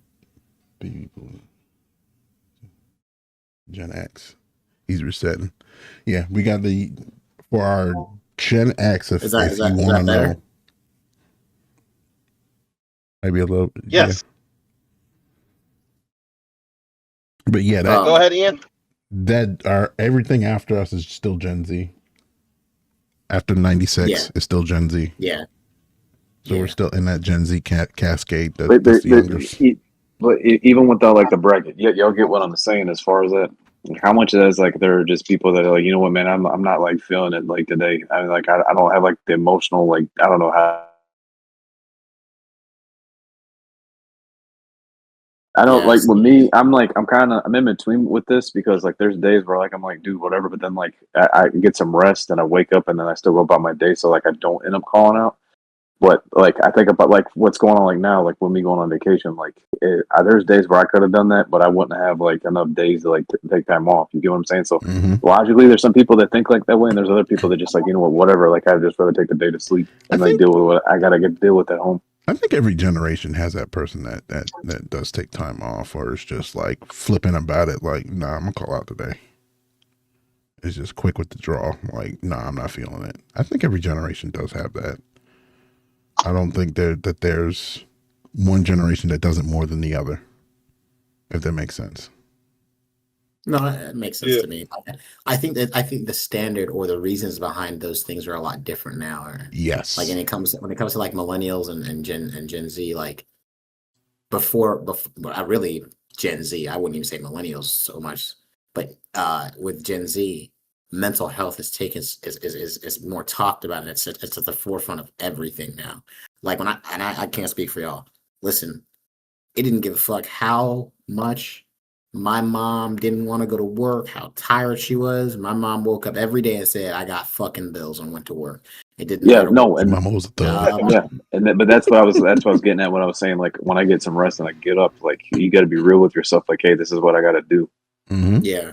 Well, like now, I may get canceled. So if I get kicked off the podcast for saying this, I apologize in advance. But I think maybe it's like a really like old head way to think about it, but I think the world has kind of just become a lot softer as a place. And what I mean by that is like I feel like everybody's offended by something nowadays.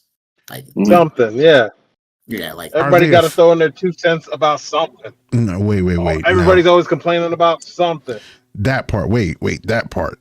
I think people are just more vocal about it. Like people, it's one thing if you've got a generation of folks that know to bite their teeth more, but I think more people are just speaking up. Like, nah, that shit is bothersome, or that shit, I don't like that shit. I seen it, I didn't like it. I seen it, I processed it, I didn't like it. I think there's just more people that are speaking on it. Don't get me wrong. There are some things like, that are just like, hey, that's not cool. And like, we need to have a serious conversation about it. But other things, I'm just like, all right, like, come on, man. Like, what are we doing today? Come on. Like, is that really what it's boiled down to now? Is that where we are? I think it's got to do with backing. Like, you ever get in a fight with somebody that like just talks a whole lot of trash, but then like they're like provoking you, like, okay, hit me, right? But then like as soon as like they get like 4 or 5 people like around them, it makes them like an even bigger monster, so to speak. Mm-hmm. So where we're at today is like just basically like that. Like, okay, Akeem, you did something 20 years ago. Ian, you did something 20 years ago. Allan, you did something 20 years ago. But guess what? If you did the same exact thing that you did 20 years ago, mind you, you've changed and whatever like the aspect it is. But I'm gonna throw that in your face, and because I got enough backing, I have enough juice to where I can like. You get what I'm saying? Yeah. Yeah. Absolutely. Yeah. It's I don't know. The longer I live in it, the more I realize just the world is a very complicated place. Not to mention, I would also like to throw out there, I've changed. I think the younger me in my 20s wanted to run and do everything. Now that I have kids and stuff, when it comes you're to optimistic. There's that energy and there's the unlived experience. Like now I don't want to say I'm run down, but like when I have time off, you just want to chill. Like, don't get me wrong. Don't make it sound like I don't want y'all to think like I have a dim demon on my side when it comes to that. But it's like I don't need to do it at like a club or like a bar or like my free time doesn't need to be spent like that. My free time now is just like some light video games and fucking, sitting in the office in my boxers and just like chilling. Like I don't really want to be dragged everywhere. So it's that idea, and I talked about this when I was in my 20s and even recently. So there's this whole thing where the stages of manhood. It's like when you're young, it's uncontrolled curiosity. It's like that's like you're from the stage of like basically 3 to like 13. Yep. Then you hit teenage angst from like 14 to like 8, really like 20. And then you hit man pangs around like 23. That's like 23 is that age where you're like, I'm in the world now. Like I'm in it. And then when you hit like 28, you hit despair. It's just despair. You don't actually escape despair. It's just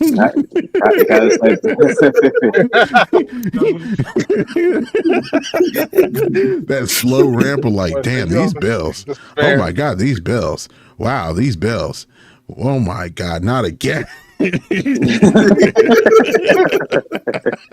Despair, bro. Despair. Like, listen, you know how many times I've had to talk to my mom or something, be like, I'm so sorry I was such a little shit as a kid, because holy fuck, this is what you dealt with on a daily basis. This sucks, bro. Yeah. I know you have more empathy towards your mother and your father at that point. Once you hit that, like, damn, I know what the hell they were talking about now. Yeah, like when you start having real bills, and my mom used to always use the expression, it was like, I have to rob Peter to pay Paul. I knew what it meant, but I didn't understand. Oh yeah. Now I understand it, and I'm like, fuck, bro. Peter gotta go. Listen, Paul gotta go away, and Peter gotta get off my back, bro.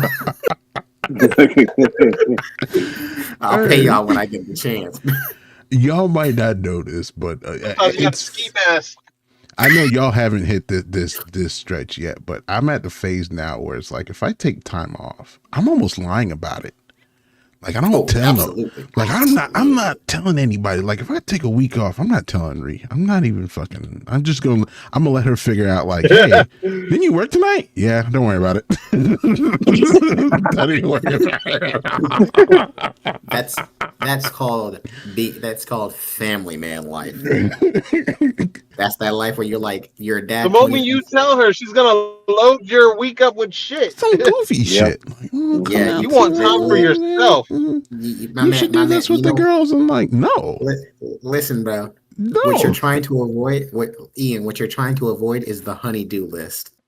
Mm-hmm. Yeah. Look, that's what you're trying to avoid. Honey, please do this. Honey, please, no. Not even honey, please. Honey, do this. Honey-do list. I'm gonna tell. So my ex told me about the honey-do list, and it was a first. I got with her in 2021, and I'm sorry, middle of 2020 through 2024, and she was like, "Oh, couples have a honey-do list."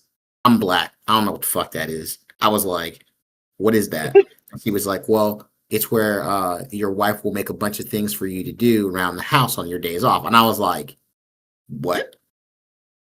So torture. That's what that is. I'm not a melon man, yeah, but there's you no know, such thing as relaxation. There's no such thing. Hell no. But I'm not a melon man, but there's the honeydew list, but there's the cantaloupe list too. I can elope on any of that shit at any point in time and just go on about my fucking business.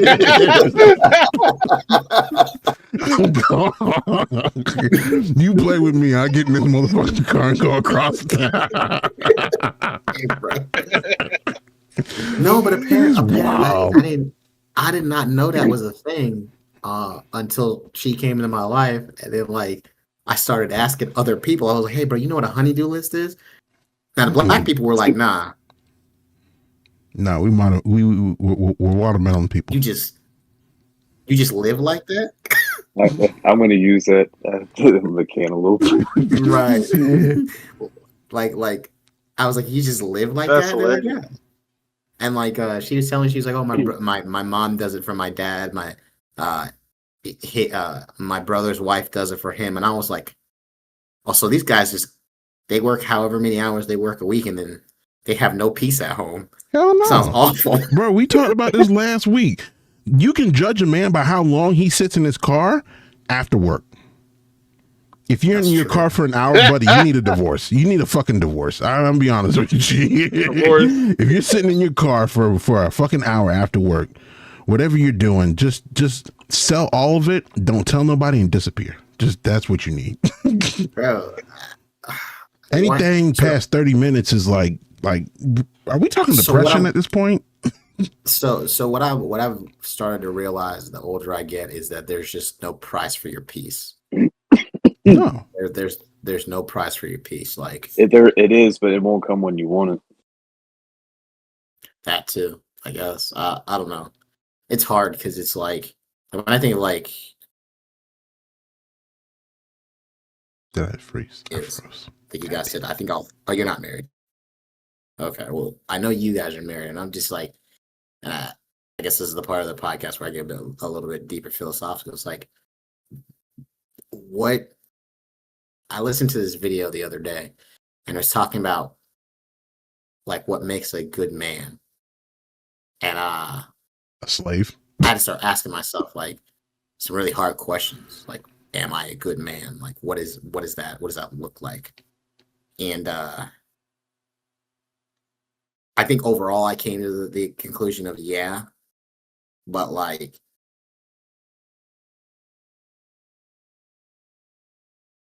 well, it's like and I understand it as a boy. Go ahead.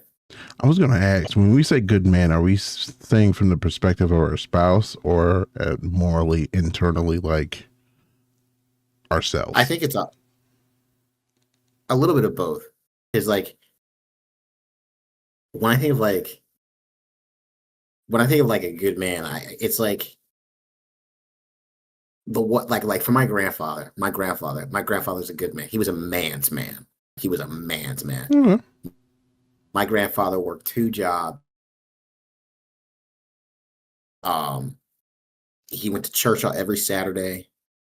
Never missed a service unless he was dog sick. Okay, so we're talking about the morally good man. Okay. Yeah. But like at the same time, he was very like but it's so hard because it's like in today's society, especially with women, it's like I need you to protect, I need you to provide, I need you to be a good dad, but you also have to be a great parent too, in the sense of like you got to be there for the football games, you got to be there for the dance recitals and the piano lessons and practices, but then you also have to be there, you know, like for example, and I don't know any of you guys like that except for Dylan. Dylan has kids. Let's assume God hates him, and for whatever reason, he's still a tech when he has a kid. Be careful, like- Bree's getting close to the camera. Oh, shit.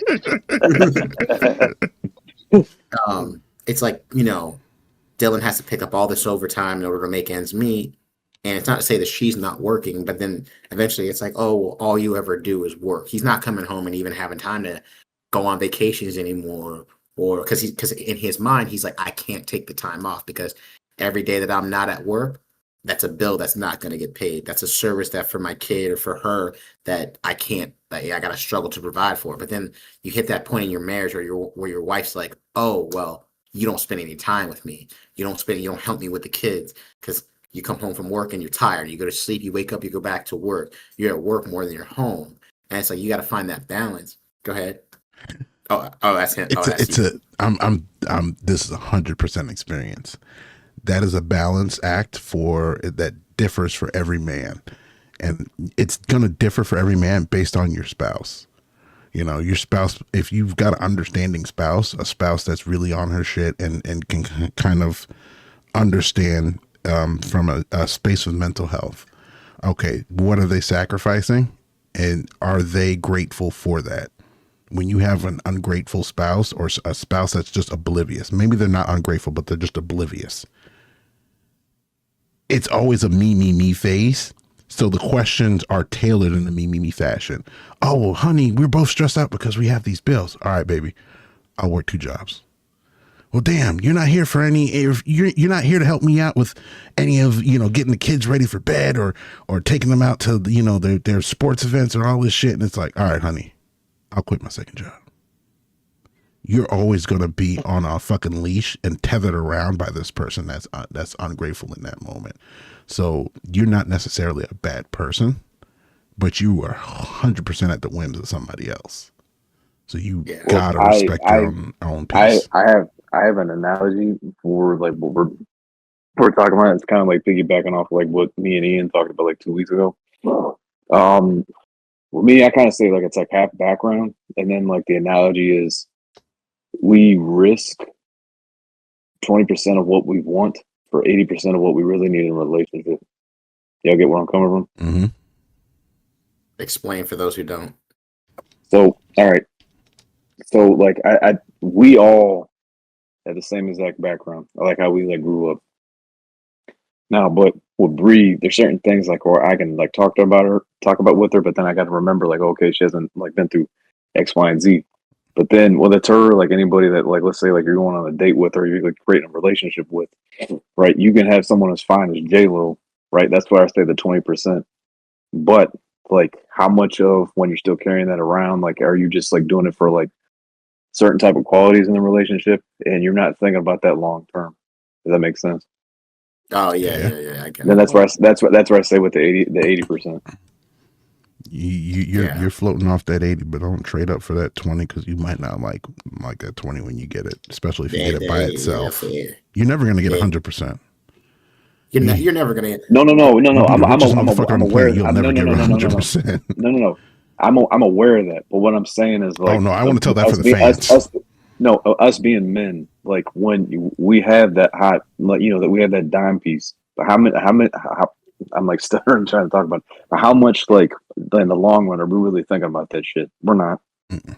You get what I'm saying? Mm-mm. So going back to like what you were saying, like I agree with both of y'all like 100%, but like no one's thinking that shit when they're going through it.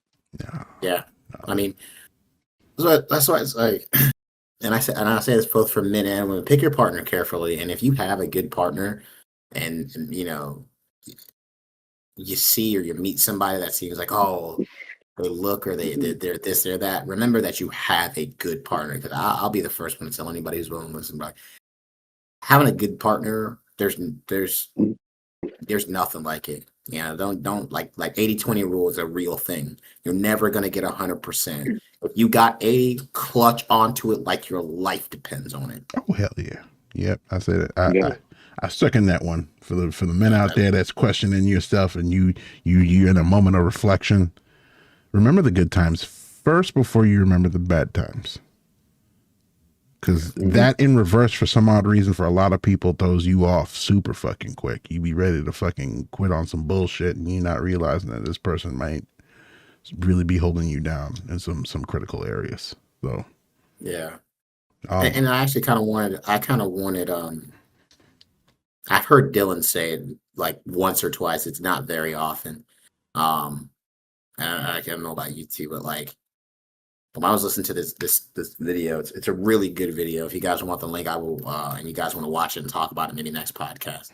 And I think all of us at some point have been through this. I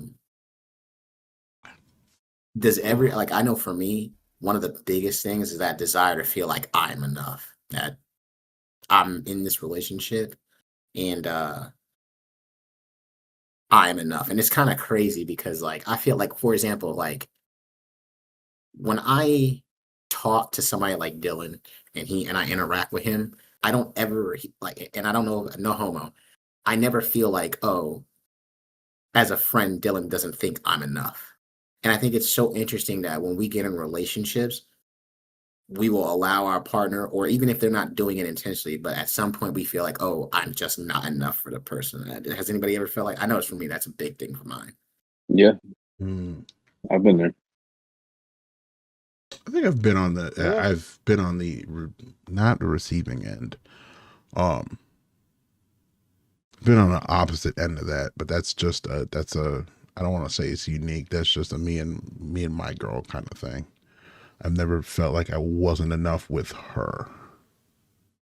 My not enough. Well, I wouldn't even say not enough moment. I think that's more reverse. That's why I tell people, remember the good times before you remember the bad. So yeah, but I know a lot of men go in relationships and not to say that there's not women, but I hear mostly from men is what I should say. or they talk about how they just want to feel like they're enough for their partner, and they as people, we make all these sacrifices for our partner just to be enough, and it's where do you like remembering the good times, sure, but where do you draw the line? Yeah, but sometimes people in relationships, because they're too scared of rejection or like the argument, they go about it without you even know about it. So whether it's like, let's say like it's about being intimate, or you always want to like, you always want to be intimate with your girl, but she's not feeling you at the moment, right? If you go through that enough, what are you going to do? You guys don't know the answer to this. Sure, I be asking questions, Yeah. but I can. Yeah, answer Alan it. laughs. He knows what I'm saying. But what are you going to do? As soon as okay, so then you get a divorce, right? And then let's say the big thing like was the finance. What's your girl going to do like the next relationship? What's she going to compensate for? Oh Finances, yeah. shit! Anything that she didn't have and she was trying to feel out on, and but that's a reality on some other chicks. And at that point, I don't think I'm looking back in terms of constructively for myself. But I've built myself up like that. That's not to sound toxic. I hear you. Yeah, I don't know. Like for me, it's always one of those things where it's like when I was thinking, like it's like you just try to. I think at this point, like being a good man kind of boils down to doing the best you can at all times for yourself, regardless of how it turns out. Because Yeah. like the one thing that I continuously realize, no matter what, is that at the end of the day, when you die, you're the only one that goes in the coffin. Mm-hmm. So it's got Yeah. to The Egyptians Yeah. found that out the hard way. Can't take it with you. Yeah. Welcome to the end of the line. Yeah, see, you Oh, left all that shit. shit back there. How you feeling? Like for me Yeah. now, like personally, the thing I've been thinking about a lot now is like, well, like if I like for example, if everybody that I've ever met in my life is standing around my casket at my funeral, what will they say about me at the eulogy? Will they say, he was kind of a douchebag, and I'm kind of, the world didn't lose anything, or I'm glad he's dead. Wait. Why are you worried? You're already dead. Well, I started Preemptive. valuing. That's true. I started valuing legacy. It's the preemptive. The- He's thinking about legacy. I mean- He's thinking about, what are you leaving behind? Which I went through that, but it wasn't in the veins of for my spouse, if that makes sense. But I think I've always No, I think considered it- my spouse as like a functional adult, which is why I haven't. I thought about my kids. Yeah. I thought about my kids. For me, when I'm not necessarily considering it from the position or the thought or the vision of my spouse, but I meant from the people that I interact with as a whole, because I came to realize that everybody that you consider a friend, a family member, or have a meaningful interaction with beyond high and by, even if they never see you past that one moment in time, it's like that's your legacy. Like that's your legacy. That's part of your legacy. And like I've at the end of the day, at the very least, even if it's not like, oh, he changed my whole world, I would at least like to be able to say, oh, he was a good man.